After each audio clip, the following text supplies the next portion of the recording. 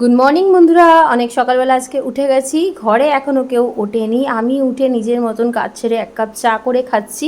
আর রঞ্জিতের জন্য আর আমার হেল্পিং হ্যান্ডের জন্য মানে চাটা করে রেখেছি। আমার মেয়ে বলছে, মা তোমার এবার মানে চিকগুলো দেখা যাচ্ছে, ডাবল চিন অনেকটাই কমেছে। তো তোমাদের কি মনে হচ্ছে কমেন্ট করে কিন্তু অবশ্যই জানিও। আর ওই দেখো আমার গোপাল সোনা শুয়ে আছে, আমি একটুখানি মশারি তুলে দিয়েছি যাতে ভালো করে ওর গায়ে হাওয়াটা লাগে। আর সকালবেলা উঠে ওকে দেখলে আমার সারাদিন খুব ভালো যায়। তো আমি দেখো রেডি হয়ে গেছি।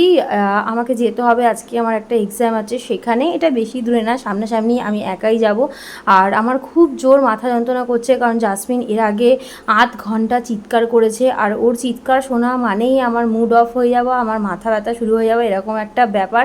ওর গলার আওয়াজটা এতটাই হার্শ। তো চলে এসেছি আমার যেখানে এক্সাম হবে সে কিছুক্ষণের মধ্যেই আমাদের এক্সাম হয়তো স্টার্ট হয়ে যাবে। আর তারপরে বাড়ি চলে যেতে হবে। কিন্তু না, এক্সামে নিয়ে একটু লেট করে আসছেন, কারণ রাস্তায় খুবই বৃষ্টি হচ্ছে। বৃষ্টিতে উনি আটকে পড়েছেন জ্যামের মধ্যে। তো আমরা সবাই ওয়েট করছি যে কখন উনি আসবেন আর আমাদের এক্সামটা স্টার্ট হবে। আর তারপরে অনেকক্ষণই ওইখানে কেটে গেল। বাড়িতে এলাম, বাড়িতে এসে আবার এক কাপ চা খেলাম, কারণ এটা হচ্ছে আমার এনার্জি বুস্টার। এইটা না খেলে তো আমার এনার্জি মানে থাকবেই না। আর আজকে একদম মানে এক্সহস্টেড লাগছে, খুব টায়ার্ড লাগছে। আবার চলে এসেছি অফিসে। টাটা, বাই বাই, সবাই তোমরা ভালো থাকো।